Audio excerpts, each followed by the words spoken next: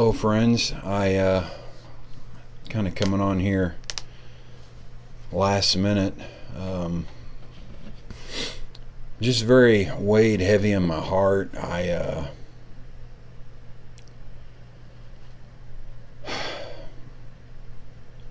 This Charlie Kirk thing has gotten to me more than I thought that it would.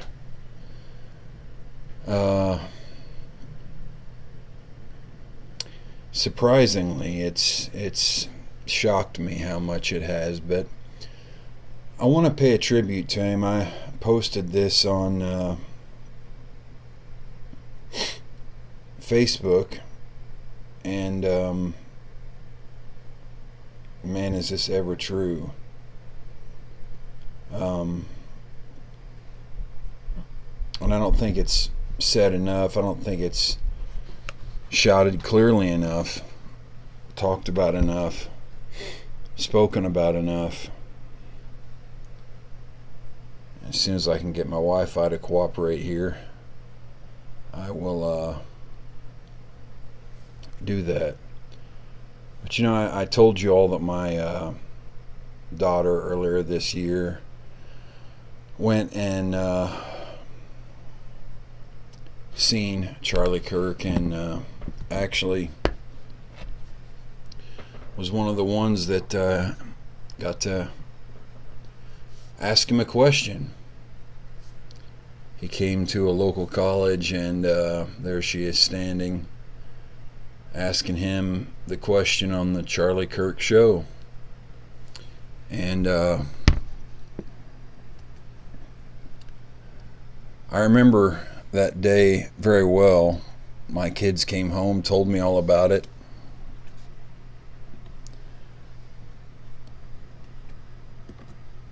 And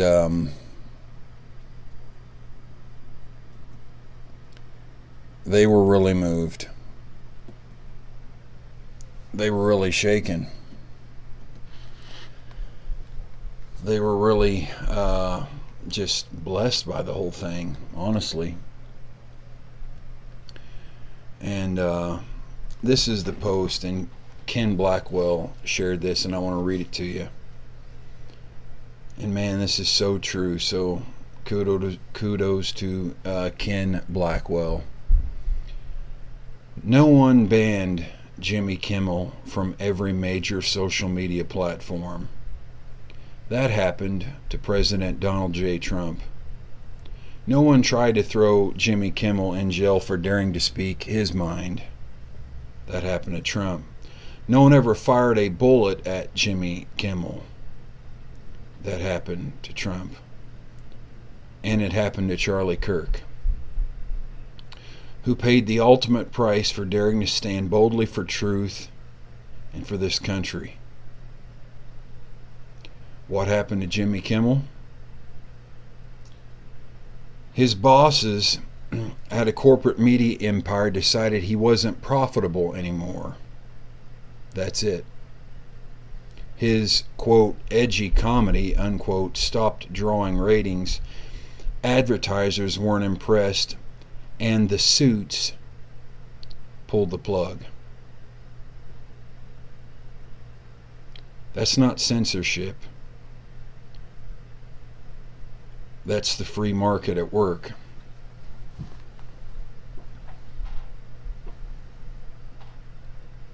And I would add this: that's not censorship.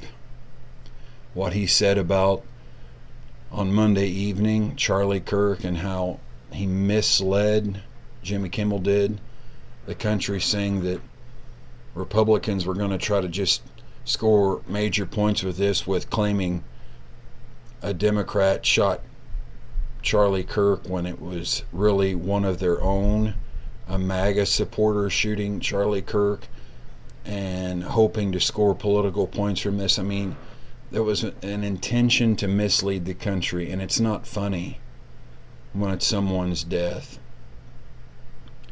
That's not censorship. No. That's not censorship. That's consequences. That's the free market at work. But let's not confuse that with what conservatives face every single day. Donald Trump was systematically deplatformed just 4 years ago. Erased from the digital public square because Silicon Valley thought Americans shouldn't hear him. Charlie Kirk was assassinated for speaking his mind, gunned down because his faith and patriotism inspired millions. Regular conservatives across this country have lost jobs, been canceled, silenced, targeted for nothing more than refusing to bow to the mob. Freedom of speech does not mean freedom from consequences. But here's the truth. The consequences should come from the people, not from a ruling elite that rigs the system. If you bomb on TV, the audience tunes out. If you're unfunny, the market moves on. That's what happened to Jimmy Kimmel. His ratings tanked. His bosses looked at the numbers and saw the writing on the wall. Listen, the advertiser coveted the 18 to 49 age demographic, the one that keeps shows alive, collapsed for Jimmy. Kimmel averaged only 129,000 viewers in that bracket in August. That's down from 212,000 in January and less than half of his June peak at 284,000. That's a nosedive. Advertisers bailed, audiences tuned out, and ABC saw him for what he was: unprofitable. But when you're silenced, banned, jailed, or shot for your political beliefs, that's not consequences. That's tyranny. That's persecution. That's an attack on the very fabric of America. The left wants to blur the line. They want you to think that losing a TV contract is the same as being stripped of your voice, your freedom, or your life, or your husband, or your father. Pause. Isn't it interesting how the Democrats right now are more up in arms over Jimmy Kimmel being canceled? And by the way, tonight in his slot, they're going to be doing a segment honoring the life of Charlie Kirk, which couldn't be better. But Kimmel's problems is ratings. Don't fall for it. They want you to think losing a TV contract is the same as being stripped of your voice, your freedom, your life. Don't fall for it. Kimmel's problems is ratings. Trump's problem is a corrupt system that will do anything to stop him. Charlie's problem was that he was so effective, so fearless, so inspiring, that evil targeted him with deadly violence. Kimmel's story is the story of a washed-up entertainer who couldn't cut it. Trump's story is the story of a man hounded, prosecuted, and even shot at for daring to fight for you. Charlie's story is the story of a Christian warrior taken from us because he refused to be silent. We're at a crossroads. One side cheers when conservatives are silenced. The other side, the side of freedom, believes that even when we disagree, the answer is more speech, not less. Pause. It's what Charlie did. He went on campuses. They're full of indoctrination and debated people with the exchange of ideas. That's the American idea at its core. That's the America we're fighting for. So no, Jimmy Kimmel isn't a victim. He's a failed late-night host whose corporate handlers tossed him aside. The real victims are the conservatives who are banned, prosecuted, silenced, and even killed because they dared to speak the truth. We will not be silenced. We will not back down. We will not let the media gaslight us into thinking Kimmel's firing is anywhere near the persecution faced by Trump, Charlie, and millions of patriots across this country. We are all Trump. We are all Charlie.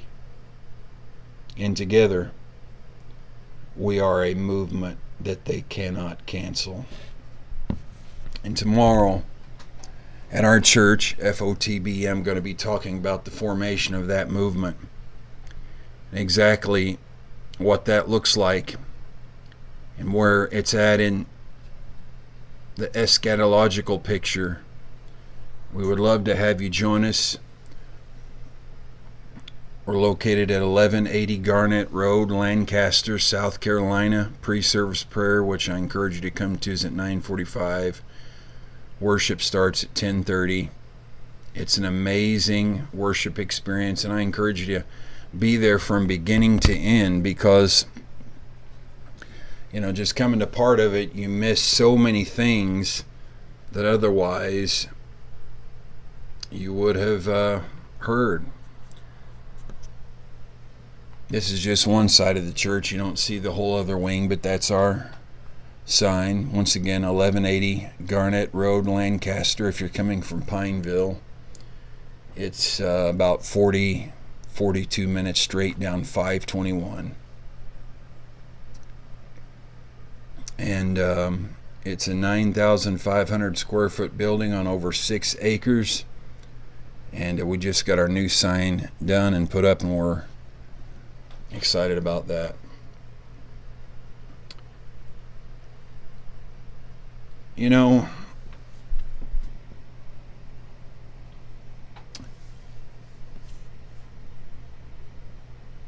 It is hard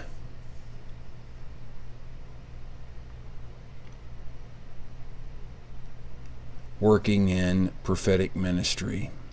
You get accused of everything. Some true, a lot not.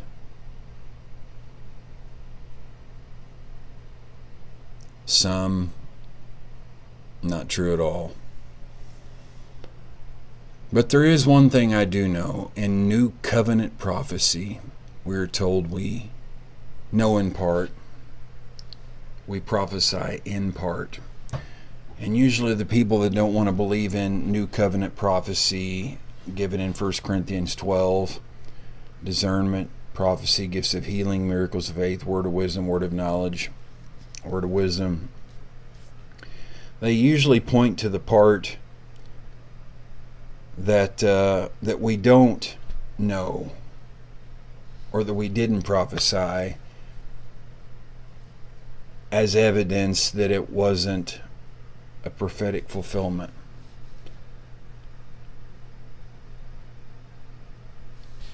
I'm going to be honest with you, friends.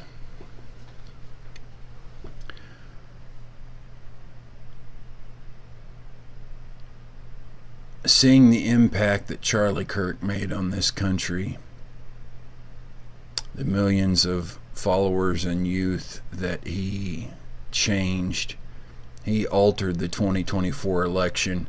He switched, I think it was 20 some points, the 18 to 29-year-old vote to the right. And a lot of it was because of him going on campuses where there's not education, there's indoctrination, and he challenges them in just conversation. And I guess I don't know how else to say it other than the fact that I want to be better.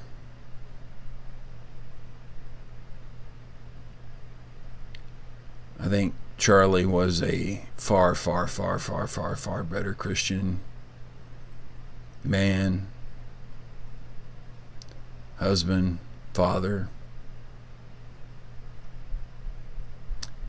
even speaker. In every way. there's one thing that I maybe have.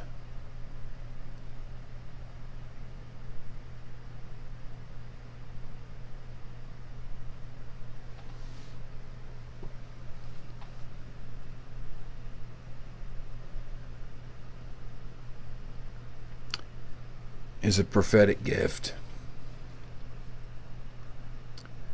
And we know in part, we prophesy in part, not in whole.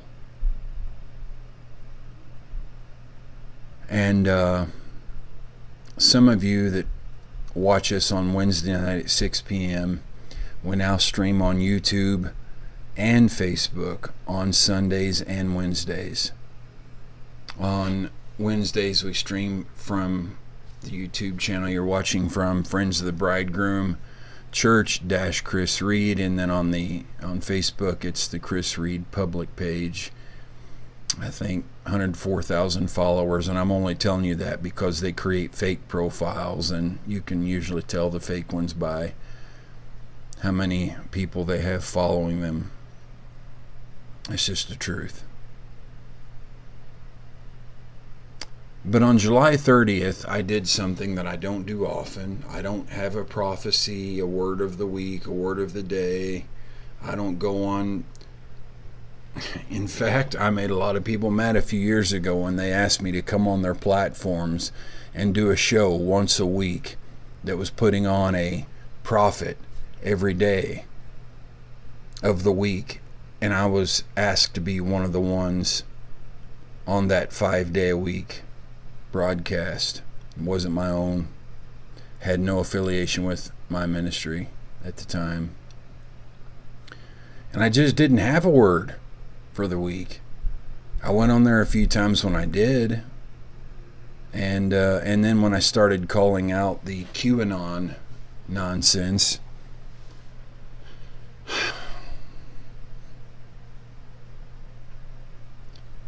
that wasn't taken too kindly to. So I got, needless to say, I didn't get invited back, which is sometimes the best thing that can happen, is when people that don't truly love you don't invite you back. They just want you because they think people perceive you have a gift, and that draws them numbers and money and a crowd. And I've learned that. But I say this because this haunts me every night, and I just wanted to say to Charlie's wife, I know his children are little, she'll not hear this. I wish this prophecy I gave on July 30th, when I was weeping at this studio, I was weeping giving the prophecy. You can go back on this YouTube channel and go to the live videos and scroll back to I think it's let me see if I can just pull it up here real quick. I know it was on July the 30th, but if you go back, it's Prophetic Alert with Chris Reed. It's got the eagle. I know you probably can't see it, but it's like right before the message, the order of Melchizedek. So it's like back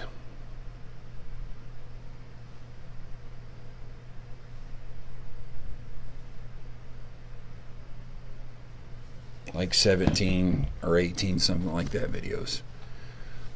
And I gave this prophecy.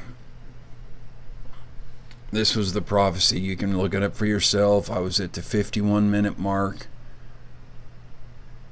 and the 28-second, 51 minutes, 28-second minute mark. And I'll only play you a few seconds.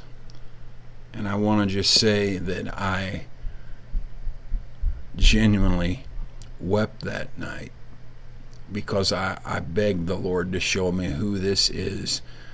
Who I knew it wasn't an assassination attempt, and I knew it wasn't a politician, I said political leader. And I didn't say an assassination attempt was coming. I said an assassination was coming very soon. And I said, and I knew this without a doubt.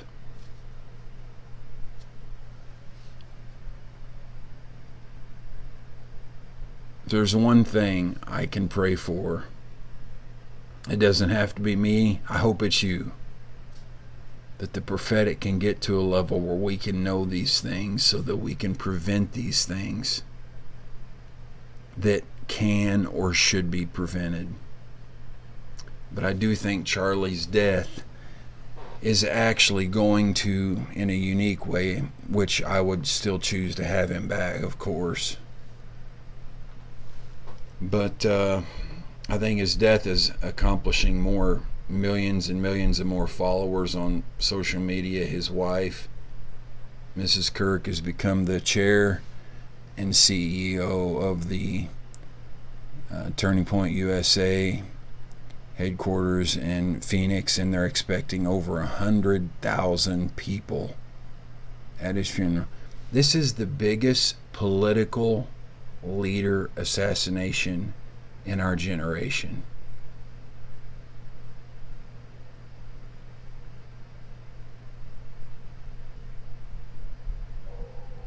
And I missed it by about 40 days, 41 days, without getting the exact person. So here I'm pulling up the transcript. This is just a screenshot of it. You can see this yourself if you pulled it up. But I'll just quickly play the prophecy for you. Here we go. There's also, and I didn't write this one down, but there's going to be another political leader killed. Not the man in the White House. I'm not speaking about that one this time.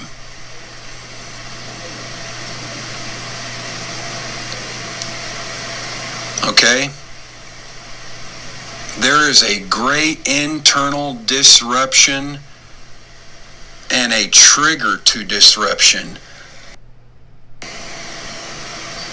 Here it is again. There's also, and I didn't write this one down. Here's the full one. But there's going to be another political leader killed. Not the man in the White House. I'm not speaking about that one this time.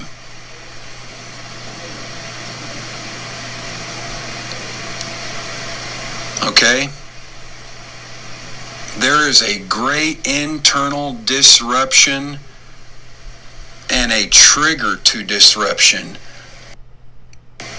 Well, I'm here to tell you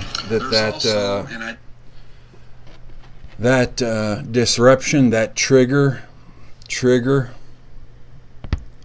read between the lines, a trigger to disruption has happened, and even though I'm so sorry I did not see who that political leader was, the recording that I put didn't show the full. What I said is something is coming in the very near future. Now remember, this was July the 30th, 2025 on the Friends of the Bridegroom Church - Chris Reed YouTube channel. 51 minutes and 28 seconds. Something is coming in the very near future that will have real bearing upon us in our time. And I know without a doubt there's also, and I didn't write this one down, but there's going to be a political leader killed. Not an assassination attempt, a political leader killed. Not the man in the White House. I'm not speaking about him this time. I'm sorry, Mrs. Kirk, but we're at war for America. And tomorrow, with the help of the Lord, if God allows me, I have received revelation in a download of Revelation on the formation of the Joel 2 army, because Acts chapter 2 was a partial fulfillment of Joel 2. Yes, and in Acts chapter 2, Peter said, "This is that which was spoken by the prophet Joel, that in the last days God said, I'll pour out my spirit upon all flesh. Your sons, your daughters prophesy." The sun turned to blood, the moon darkened, prophesying and all of that. But there were parts of Joel 2 that he didn't mention in Acts 2, because Acts 2 is only a partial fulfillment of Joel 2. I can prove it to you. Ephesians 1, verses 13 and 14. It says that the Holy Spirit is the down payment or the earnest of our inheritance. Like if you're going to buy a house, you put earnest money down, 10%, 90% comes later. Well, the rest of Joel 2 is coming at the end of the age, at the greatest outpouring of human history, which I believe, I'm not exaggerating, I believe is going to start within this next year. And I say that prophetically. And part of that Joel 2 fullness is a unique army, metaphorical language, but yet parts of it are real and literal. And it's not just some vague historical army. No, there's an army marching through the land. Deliverance is their song, and there's healing in their hand. Remember that old song? Some of you are too young for that. So with the Lord's help tomorrow, I intend to preach on the formation of Joel's army, because it's only ratcheting up. And the last week of September, you're going to see 24th, 25th, 26th, some real exposure and some real evil that's going to come to the surface, that people are going to see things that were hidden that won't be hidden anymore, revealed that were tried to be kept secret. So I say in all sincerity, I honor you, Charlie Kirk. Thank you for being the man that I'm not, the husband, the dad, the leader. Thank you for doing 1,000 times more in 31 years than I've done in 40. Thank you for being who you are. Thank you.